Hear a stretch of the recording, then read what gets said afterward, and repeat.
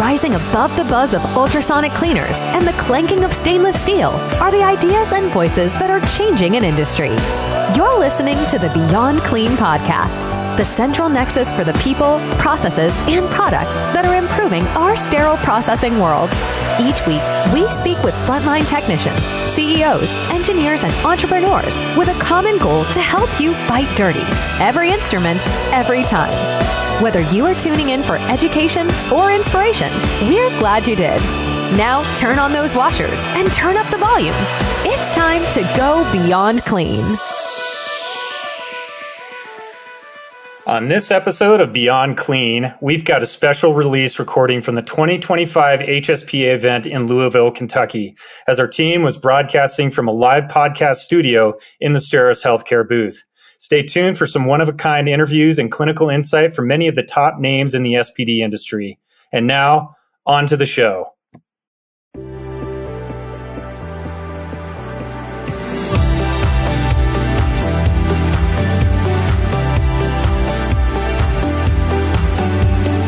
Well, good morning.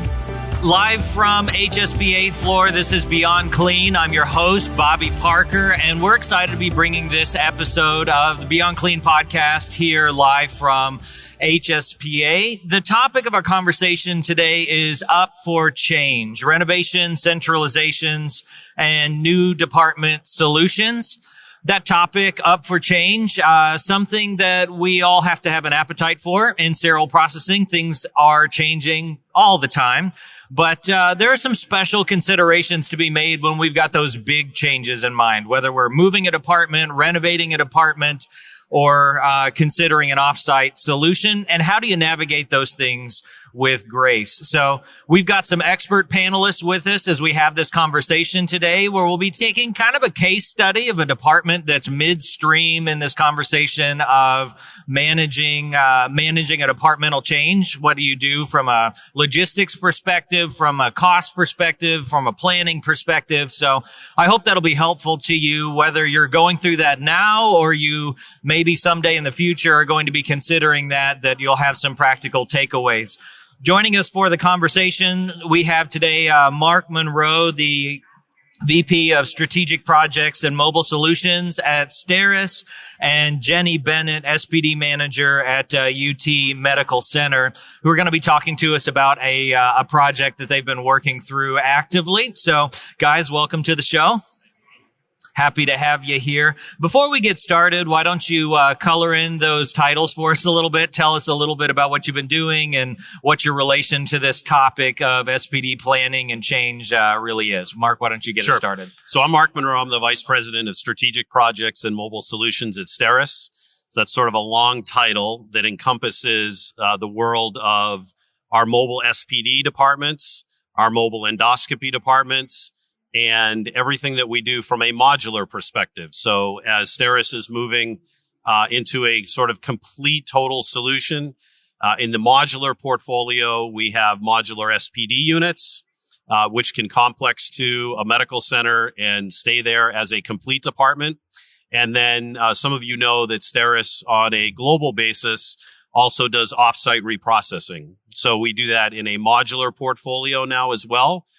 Which brings that technology directly into strategic markets for us. So thanks, Bobby. Thanks for having us. Yeah, absolutely. And Jenny, why don't you tell us a little bit about your role, how long you've been there, what have you been up to in sterile processing? I'm the manager of sterile processing at UT Medical Center. I've been in sterile processing for 24 years. I also do adjunct teaching at South College for EndoFlex and sterile processing as well. I've been at UT Medical Center for 10 years. Awesome. Well, welcome to the show. So as we get started on this conversation, before we dive in, I'd like to color in some of the details. We're having this conversation fresh for the first time live here on the air. So I'd like to hear more about this project. So Jenny, can you give us some context for what it is that your department's been going through, how you got there, what you've been up to? Tell us the story. Well, we have 37 ORs. We have a group of new surgeons coming with all these new instruments. So we've had to have growth. We need to have the ability to be able to be efficient in our process. So we've been doing some renovations. We've been doing adding some additional autoclaves. We've got 2 mobile units for that. We've been doing a lot of growth. Sure. So whenever you talk about renovations, there are a bunch of different strategies to do that. There's the ones where you renovate on site while you still kind of try to keep operations going in the same department. I've seen some that move locations to the back of supply chain and turn that into an SPD while we renovate. With some send their instruments offsite, some do the mobile solution in the parking lot. How are you all managing the in-between stage between old state and new state with that construction going on? We've really had to be strategic about the process and the workflow. So we are currently still working in the department now. So it's kind of like we're transporting out to the mobiles. So we've learned a lot during this process as well. So we're doing all the loaner trays outside to take production and capacity from inside to give us more volume for what's happening upstairs. Sure. So do you have a sister facility that's reprocessing the orthopedic loaners, or another facility that's doing orthopedic loaners, and then you're taking care of everything else in-house? We are doing all the loaners outside in the mobiles and doing everything in-house. Okay. So we've kind of staged it to where our mobiles are like an off-site, but we're all doing it ourselves at UT. Okay, that helps. And so I understand that you've been partnering with Sterile through this. Mark, from your perspective, anything that you want to color in on kind of the story of where we come from and what the plan is today? Yeah, so it's interesting. In Jenny's world, as you heard, it's not a small facility, right? They have a lot of operating rooms. And what's unique for us about this type of project is it encompasses kind of everything, right? So they have their department that they're working in. They have mobile units that are on site to augment that capacity. But what's unique at UT is those mobile units almost serve as what I refer to as an on-site, off-site reprocessing center. So we have 2 mobile units that are there, but they're not physically connected to the building. So they're not off-site as in they're traveling to the next town or they're traveling 30 miles away. They're still traveling. They just happen to be traveling on campus. And we're starting to see that more with customers who have a number of ORs that they're servicing. And correct me, I think we also do a little bit of offsite as well, right? So UT is in a location or close enough to a location where Sterile also has a traditional offsite reprocessing center. So they are doing all of it. And that's why we thought it would be a good example to chat a little bit about today, give you sort of the experience that sure, sometimes it's just the mobile units shutting down the department and working that way. But in Jenny's case and with her team, they're doing it all. They have trays that are truly going off-site to an off-site reprocessing center. They have trays that are staying on-site in the department. And they have trays that are in mobile units literally on campus. So it's a unique blend of all of that. And do you sometimes feel like you're the conductor trying to keep all those balls in the air? Absolutely. I tell people all the time, I'm a master at Tetris. Fair enough. Fair enough. And we use a term very similar to that. We call it mobile Jenga. So when we're moving things around in the mobile world, we call that mobile Jenga. So I love that. So before we dive into kind of some lessons learned, I really want to draw out kind of what that process and the planning stages and the implementation stages are, and maybe even some of the oopsies along the way that we learned from. But before we do that, can you give me a picture of how long this has been going on? Like, are we halfway there? Has this been going on for a year? Kind of what is the timeline for the construction project looking like? See how she grabbed her chair when he asked that question about timeline? It's like, oh boy, here we go. Yes. Yeah. We currently got our first mobile in fall of last year. Our additional mobile was brought in April. So this is our second one that just got brought in. Okay. Couldn't get enough. And I would say this is going to be an ongoing project for at least another year or two. All right. So you've had new employees get hired into this. So this is all that they've known probably. Yeah. So yeah. When the day the new department opens, that's going to be an eye-opening experience for them, I'm sure. All right. So take me back to the very beginning. So we've got these plans for a future a future department. We're going to renovate in space. What did those planning conversations look like at the outset of how we were going to manage keeping the department flow going during the construction phase? This is where we got together as a team with strategic people. We've brought in Sterile to help us plan. We've been just working to plan on the growth, the needs, the expectations, trying to stay compliant. So we set up a series of meetings with a group of team members from our hospital to where we were meeting biweekly, weekly, discussing all these concerns. We've even had to bring in infection prevention and everyone. Sure. Yeah. So you definitely want everybody at the table. I'm curious from your perspective, how helpful was it having an experienced partner in Sterile being present in those conversations? Are there any pieces that you learned or maybe difficulties that you were able to navigate around by having a vendor partner present with you? Absolutely. The transportation piece alone was a major thing, and having them help support me to speak to the team that I was working with, because not everybody has the knowledge of what sterile processing actually does. Yeah. Mark, I'm curious what are some of those key considerations in the planning stage that you really need to get your arms around with that multidisciplinary team before you start breaking ground or start talking about ordering in mobile trailers or anything like that? Sure. So let me build off the comment that Jenny mentioned about transportation. I'll give you a little story about this. So we've been doing this with the world of mobile at Sterile now for close to 13 years.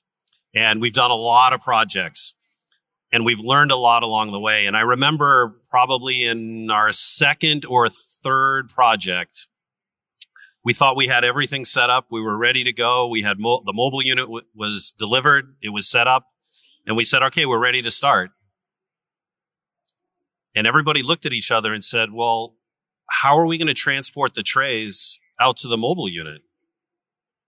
And we kind of looked at the customer and said, what do you mean? You're going to put them in the transport carts and bring them out there?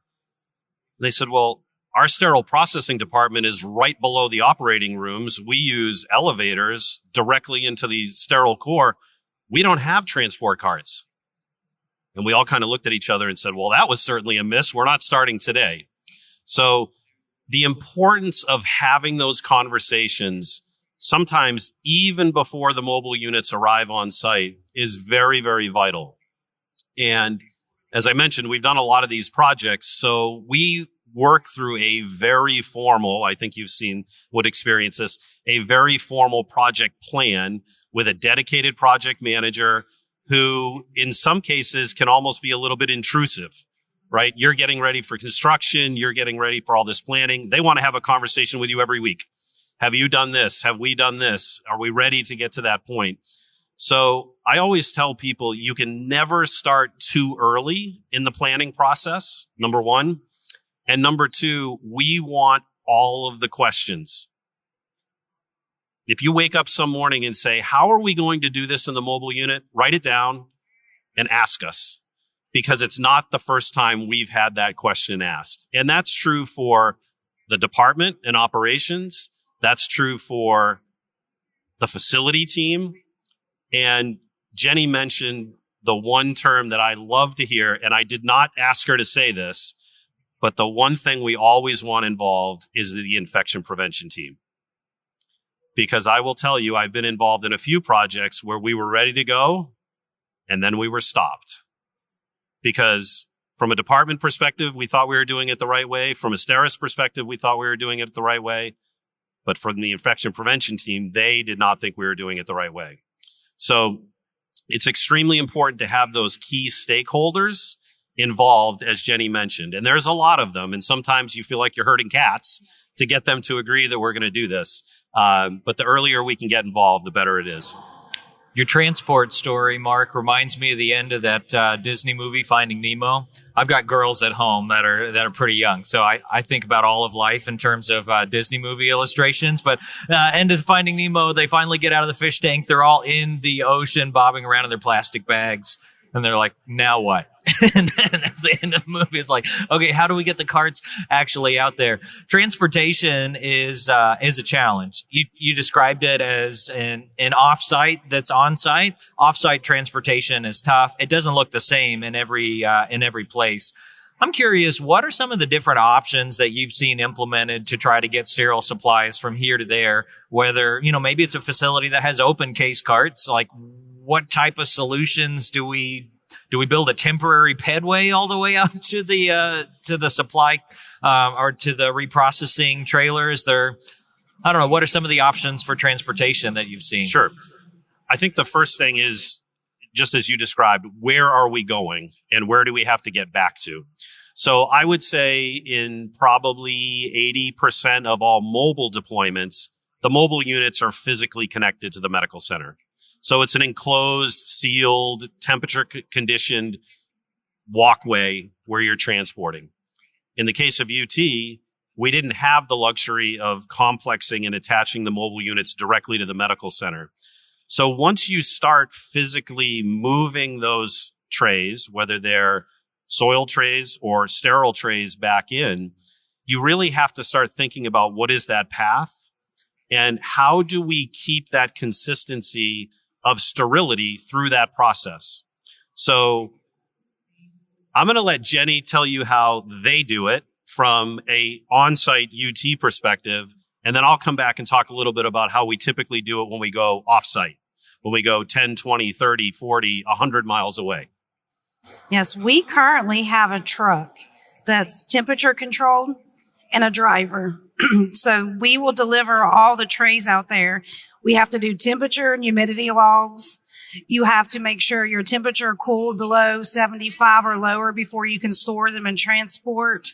So we have transport carts, so we'll take everything out in that.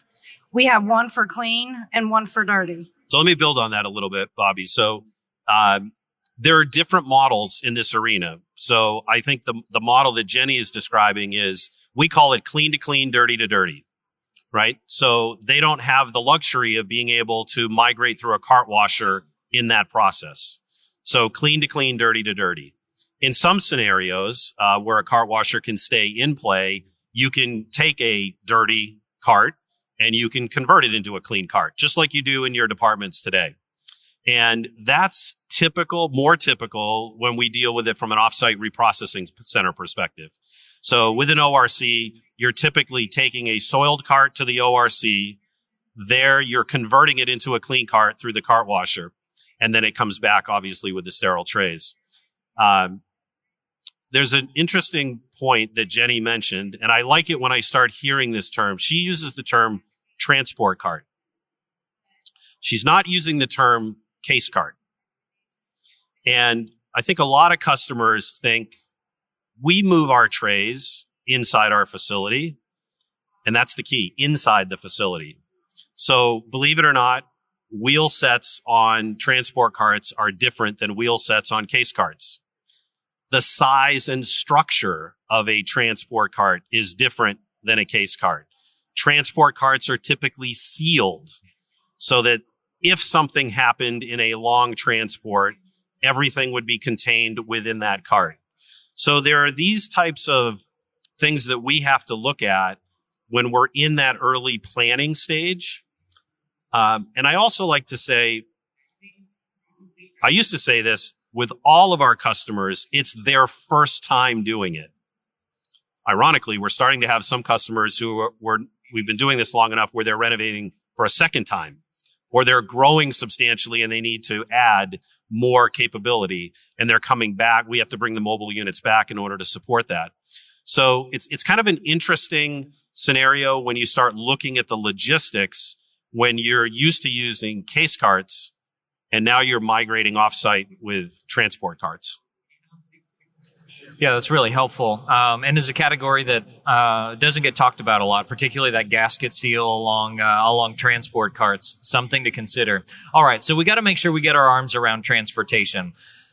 The other one that tends to come up in this conversation around renovation and how we're going to keep operations moving forward is, how do I have this conversation with my C-suite? Because that is a rear-end tightening moment, getting handed that invoice of what it's going to cost to do this logistically. And pardon the illustration, besides Disney movies, the other world of illustrations I have is the New Testament. I went to Bible college. And so Jesus talked about the fool building a tower before he considered the cost. And so talk to us a little bit about what that financial planning looked like, not only for the cost to renovate the department, but also the costs that were going to be associated with continuing to operate, whether it was trucks or offsite trailers or sending things off to an offsite reprocessing center. How did you get your arms around all of those costs and get sign-offs with the C-suite? I'm a data queen. We have collected so much analytics of process trays, what was going through.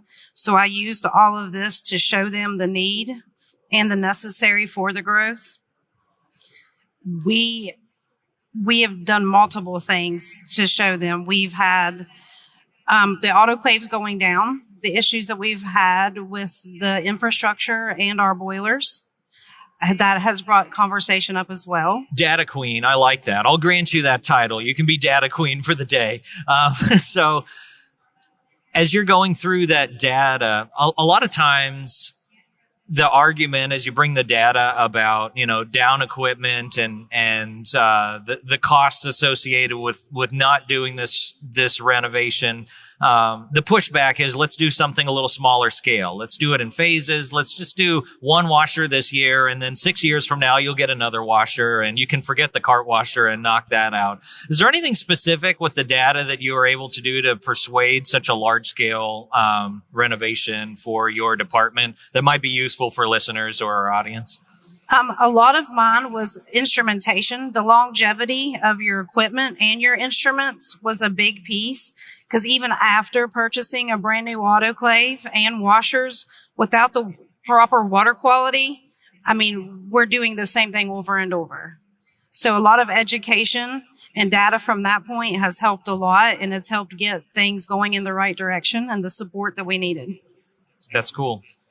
Mark, I know that you're not a stranger to this conversation when people talk about the cost specifically of these mobile processing solutions, because it's not cheap, but it's not a racket either. It's a reason that it's expensive. We're trying to have a compliant sterile processing department in a parking lot. Like that takes some dollars to do.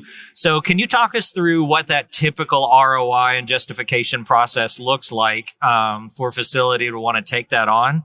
And particularly how choosing not to do that may end up costing a facility more in the long run. So I think I always look at this from a few different aspects. And Jenny mentioned it, and we see a lot of this happen. Somebody decided to add more surgeons. Somebody decided we're going to generate more revenue at this facility by bringing in a whole new line. Whoever made that decision forgot to go down to sterile processing and say, what's the impact? I can't tell you the number of times we have a customer call us and say, great news. We just got a Da Vinci robot. We're all excited about this. Somebody forgot to ask if we have a Sonic in our department. So I can see in the audience, right? I've got some people going, oh no, so this is not unfamiliar to us either. So what we have to do to answer your question, Bobby, is we have to kind of change the paradigm of the cost. And what is the cost of not being able to support that revenue stream of the new orthopedic surgeons who are coming in, or the new cancer facility that we want to support? So what we typically do to support the data queens of the world who want to go to leadership and say, this is why we need to do this, is we try to augment that discussion with, yes, these are expensive. We're literally building a temporary sterile processing department in your parking lot. But what we always try to keep in focus is we do not want to slow down or cancel any surgeries. Because That's the worst phone call I have to be involved in to support customers when they're calling into the C-suite saying, we need to adjust the surgical schedule. And it's not an easy day when you have to have that discussion. And thankfully, if we plan appropriately on the front end and we have that schedule set up and we're supporting the renovation correctly, we very rarely see that discussion happen once we're operational.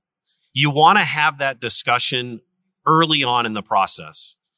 And for those of you in the audience, if you take anything away from this conversation today, from my perspective, keep that word early in mind. You can never have these conversations too early. It may not happen. We may find another way for you to be able to renovate that doesn't involve mobile units or doesn't involve offsite reprocessing.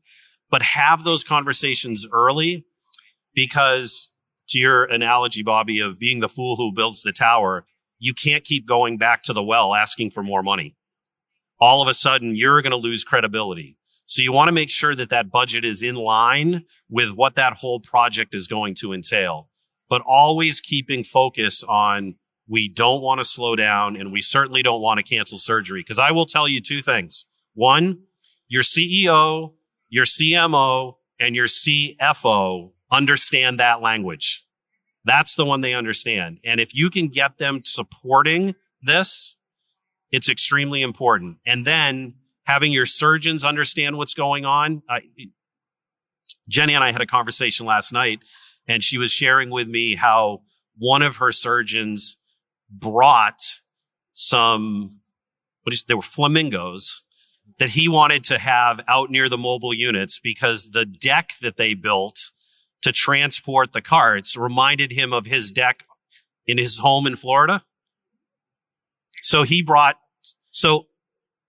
I kind of was taken a little bit back. That's the first time I've ever heard that, but it impressed me the level of detail that the surgical team had in the decision-making process and supporting sterile processing, and they understand how this whole process works. So those little lessons always stick with me on how the importance of having those people involved and engaged from the finance side to the operations side, and certainly from the surgical side.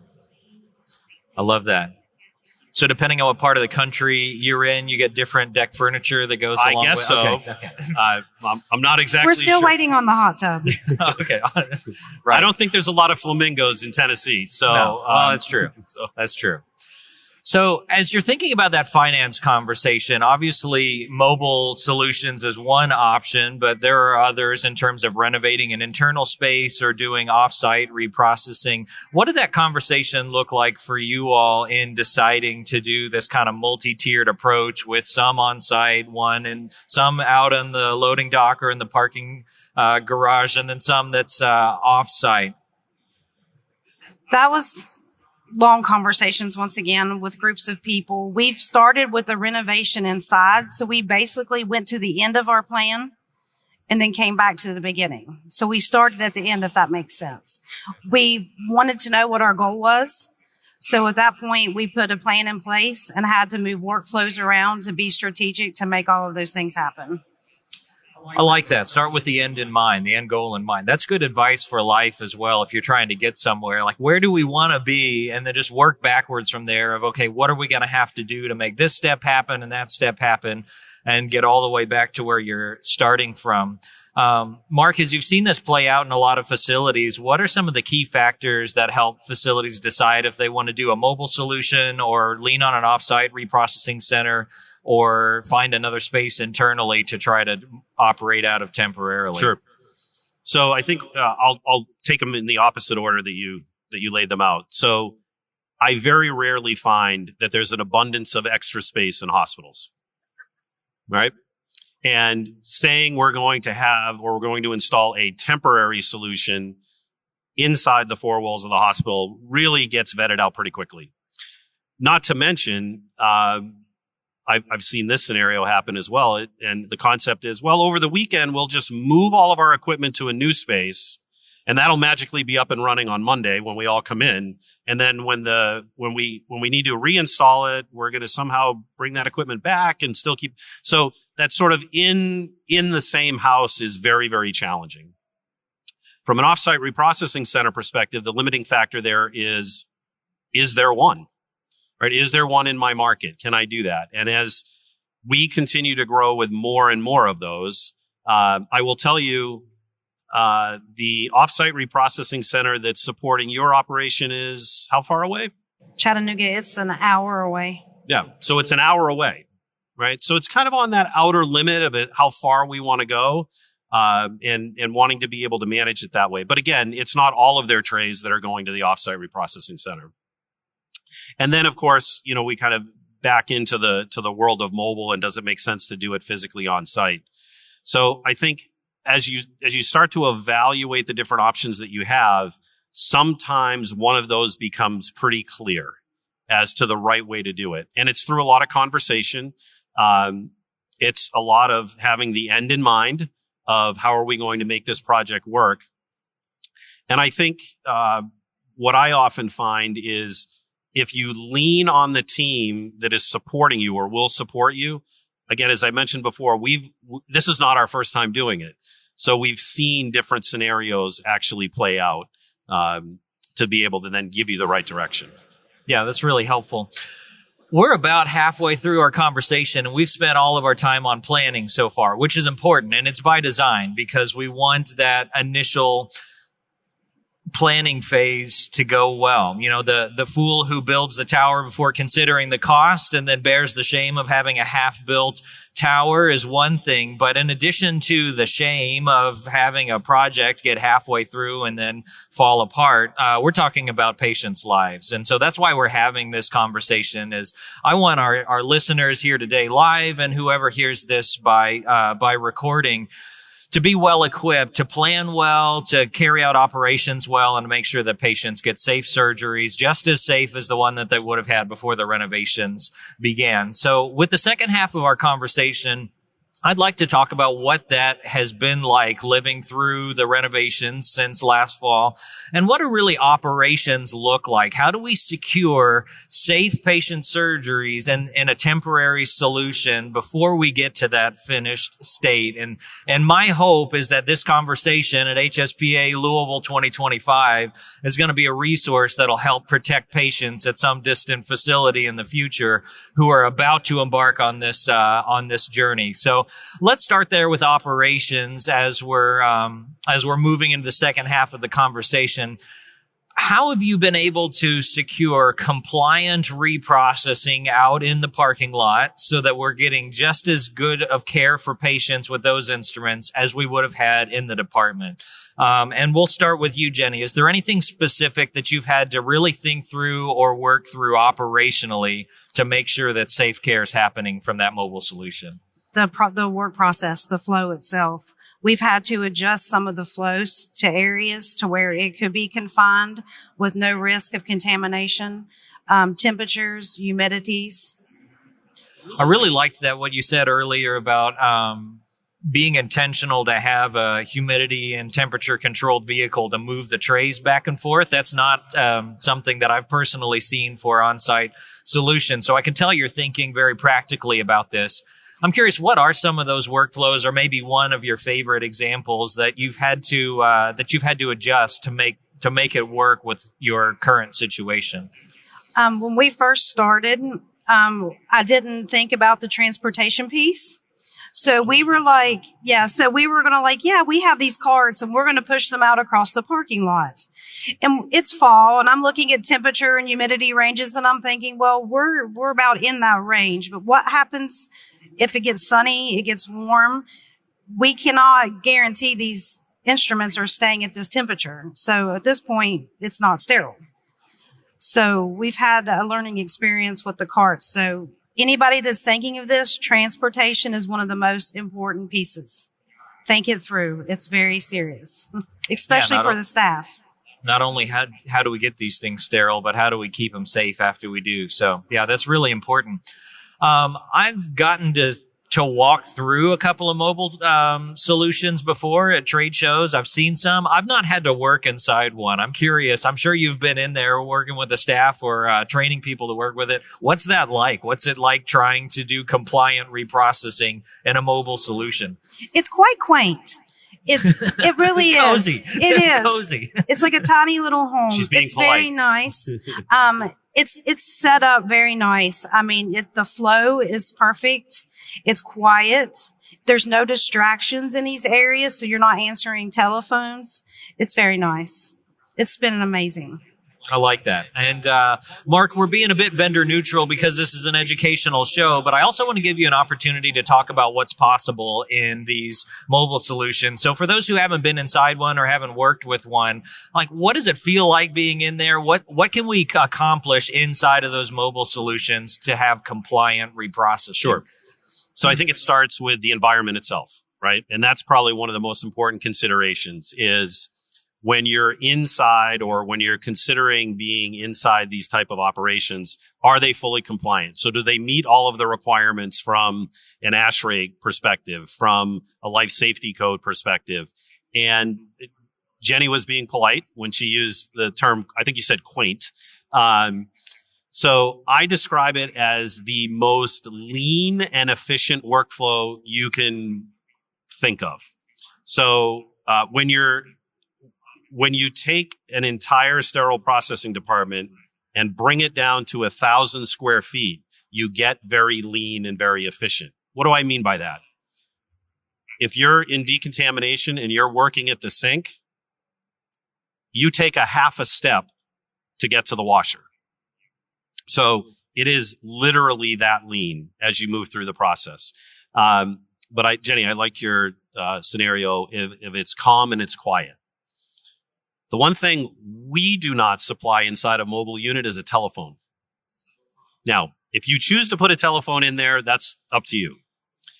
But a lot of that chaos that exists in the existing department when you're in the hospital, we typically see that go away. But there are some other considerations, Bobby, that you need to think through. And some of it has to do with staffing, right? So today, if you're working in an existing sterile processing department, you're in your environment, you have a staff schedule that is set up to support your operations. Now you're migrating into a different environment, a smaller environment, but most of the time you still have all of the same equipment. It's just in a more compact space. So you're limited by the number of people that you can actually have in that space to do the work. And that may mean that if you're a facility that runs 1.5 shifts per day, you may need to go to 2 shifts per day. Or if you run 2 shifts per day, you may have to go to 3. Depending upon your relationship from the department to the operating room, you may not need runners to physically move trays. But when you're driving trucks and you're going off site, you need those employees. So I think from an operations perspective, again, these are things that you want to look at early on to make sure that you're balancing that appropriately. I've also had some customers say to us, why are we even renovating?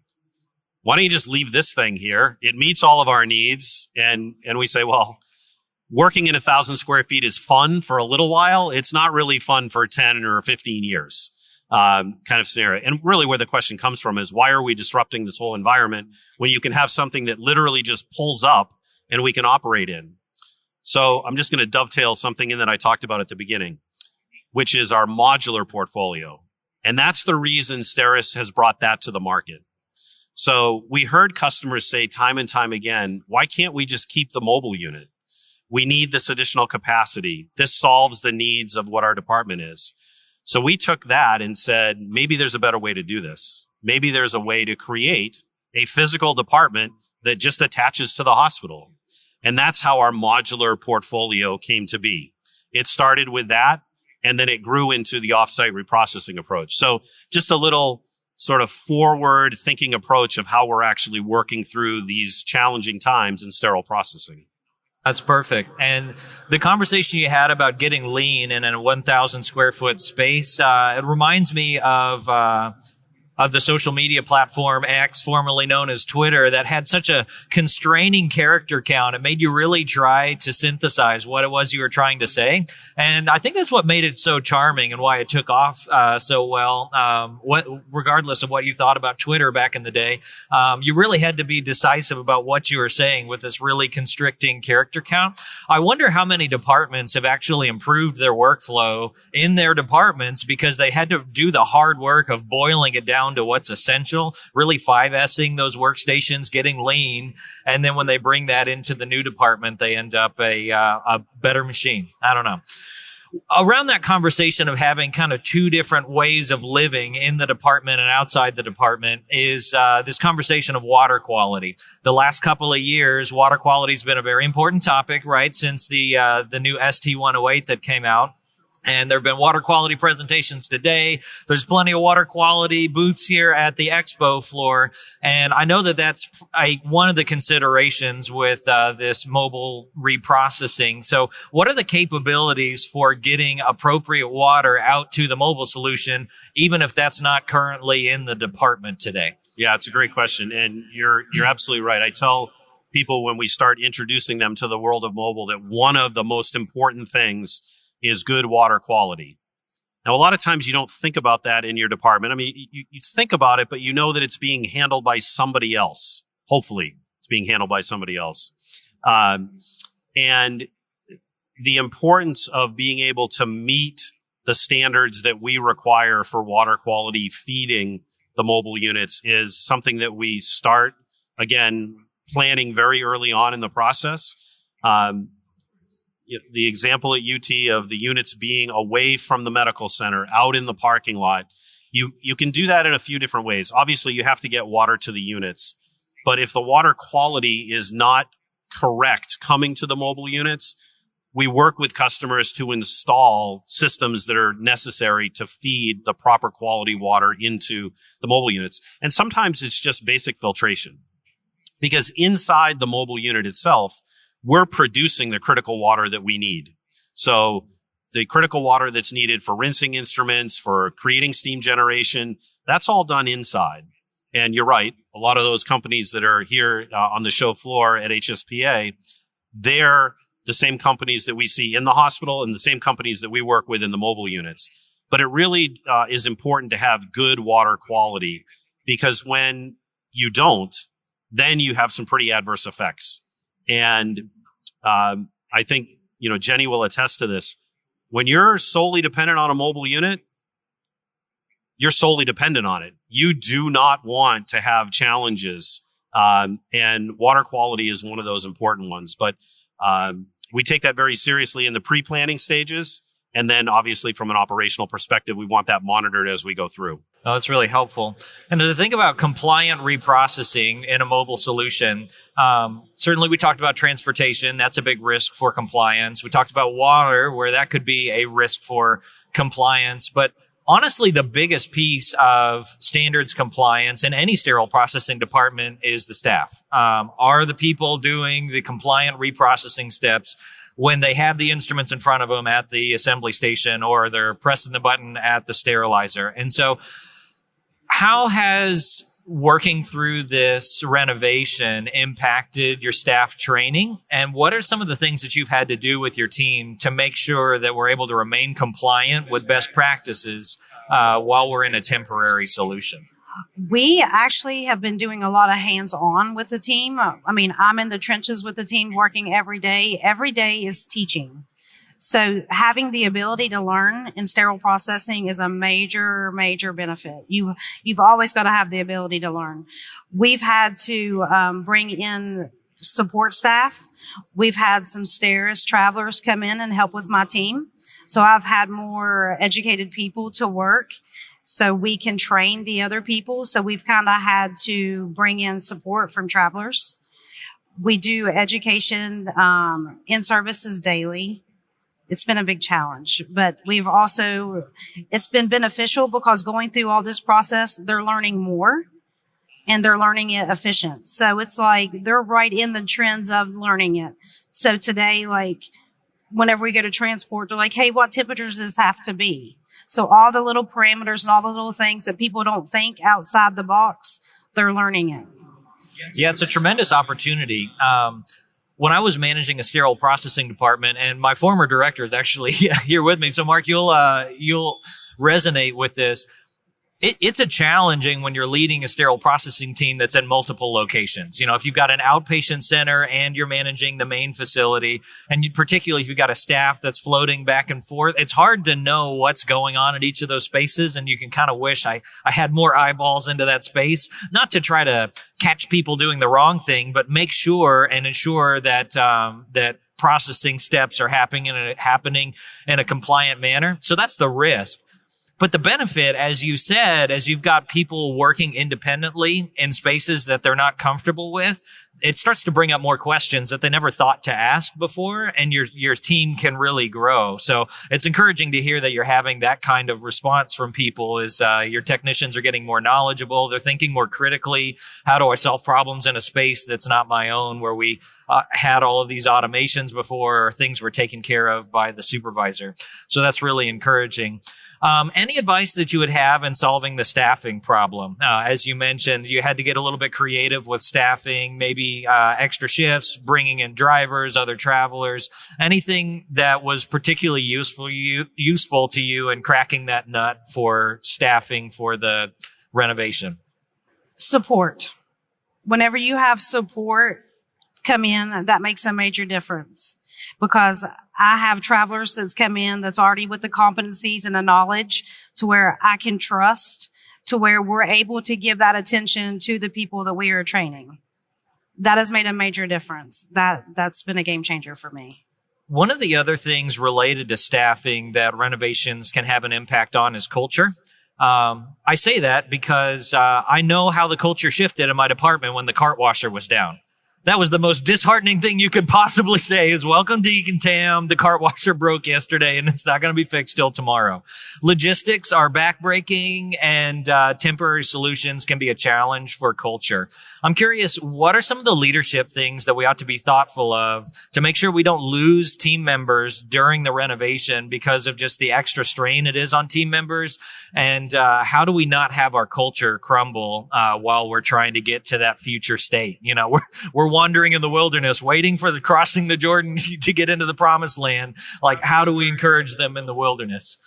I personally bring in my team from the beginning of this renovation, during discussions of all things. I've asked for their opinions to give me feedback on the things that we're doing, how the process is working, even staging.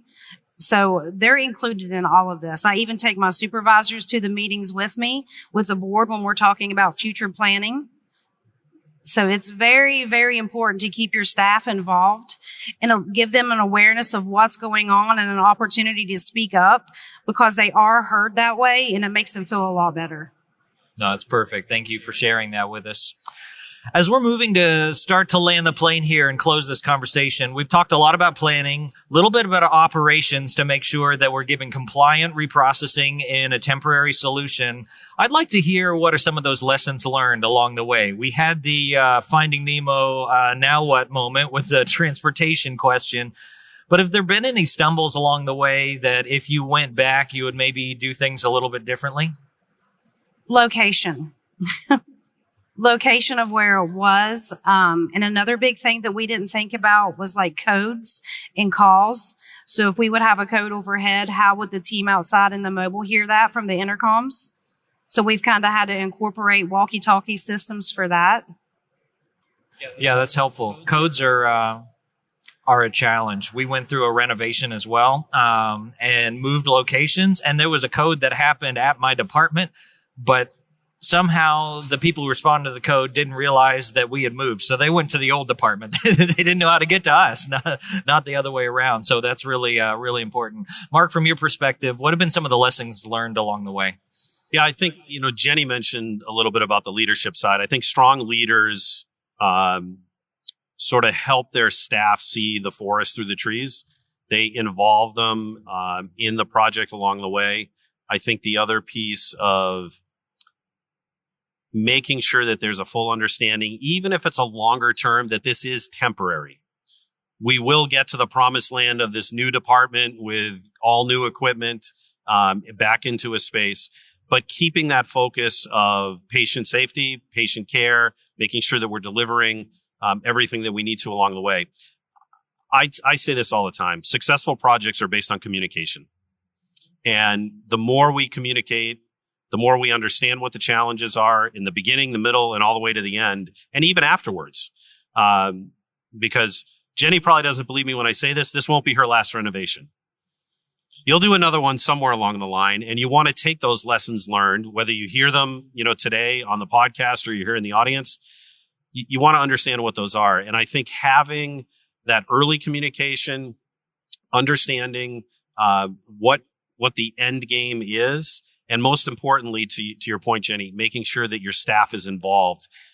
Let them have a voice in this whole process, because then they will feel like they are impacting decision-making that continues to move forward. Yeah, that's wise. As we're closing and thinking about what renovations look like today at UT, I'm curious, if we were to be doing this renovation 5 years from now, 10 years from now, how is the technology that's coming in the future going to change how renovations are done today? Anything on the horizon? There's certainly some pretty cool technology here on the floor today.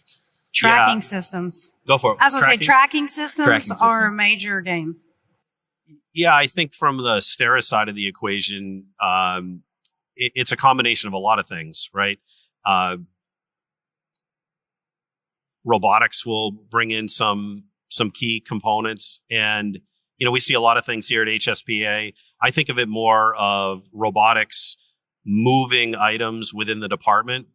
And when you get into that type of scenario, space is an issue. Now you're talking about a design that has humans working with robotics or robots or cobots that can support some of those more mundane tasks. I need this type of washer manifold. Instead of having to go get it, I can press a button, the device is delivered to me. That design will require a different workflow than we typically see today. ST108, is affecting everything that we're doing today from a design perspective. Some of it's behind the walls. You don't really see it, but it's starting to affect that. So I think as more of those regulatory requirements continue to come into play, and I think the other piece is building departments that are less dependent upon the facility. Now, what do I mean by that? Today, I would say in 90% of all the hospitals we work in, steam comes from the facility. And steam challenges come from the facility. What does it mean if all of that is controlled in the department? So I think those come into consideration when you talk about renovations of the future, and being more, what would happen if we controlled our water quality? And I think you're starting to see that with ST108, right? ST108 came out and facilities said, it's a department problem. It's not our problem. And the department was saying, but you feed us the water. So I think as we look at different regulatory requirements, different operating requirements, different technologies, I think we'll see departments sort of the future migrate into that. But we'll still need strong leaders. We'll still need strong equipment that works appropriately as we move through this process. Yeah, that's really wise.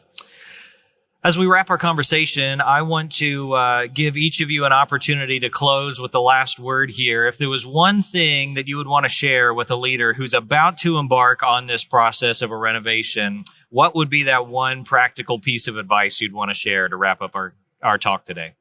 I'll start with you, Mike. Sure. So for me, it's you can't plan too early. People that are here at HSPA walking around, seeing the technology, all the great new things that the companies are bringing to the table, in order to implement those, you have to plan early. You have to start that planning early, not only from an operations perspective, but from a budgeting perspective, and from gaining that support that Jenny talked about with leadership so that they see how this is going to add value, not only to the hospital and the department, but most importantly to the patient. So I would say that planning early. The problem is, Bobby, I could give you 10 of those, right? Water quality, asking questions early. But I think that the earlier you plan in this process, the better off. Yeah, I like that. What about you, Jenny? What have you learned from this process? Something that you'd want to have known in fall of last year? Like I said, start at the end to begin and think about all the compliance. Have a back door for the back door and the back door. In case something happens here, you got to make sure you have plans. It's very important to be able to stage the workflow, the process. Yes. So start at the end.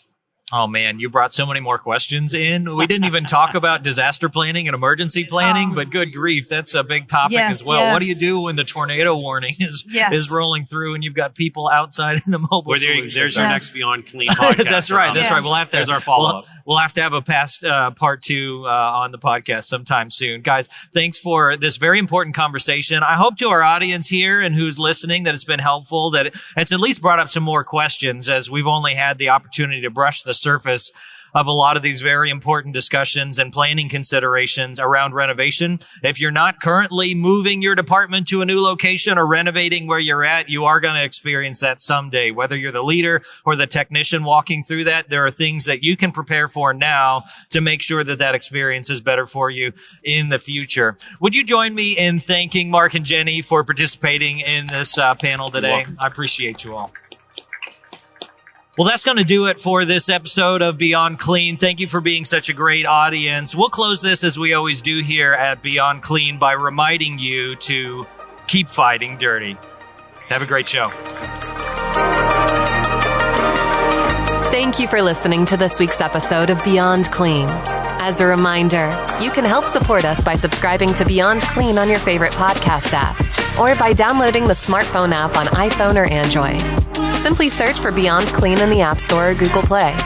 The best thing about downloading the smartphone app is that you can access bonus content for certain episodes and view episodes in certain categories, like articles on the go and vendor spotlights. Are you following us on LinkedIn or Facebook yet? If you are and you love an episode or post, then let your social network know about it. Like, comment, or share our posts along with your thoughts and keep the conversation going.